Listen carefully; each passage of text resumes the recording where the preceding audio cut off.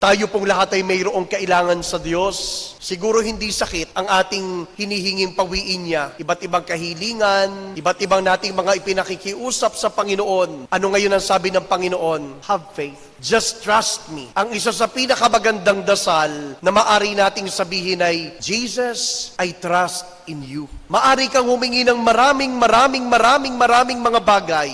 Maari mong sabihin lahat ng hibik ng iyong puso. That is just one thing. But to believe that Jesus can really do something, that is another story. Kaya kapag ikaw ay humihiling sa Diyos, sabihin mo rin sa Kanyang, ako po'y nagtitiwala sa inyo. At yun ang pinakita ni Jairus.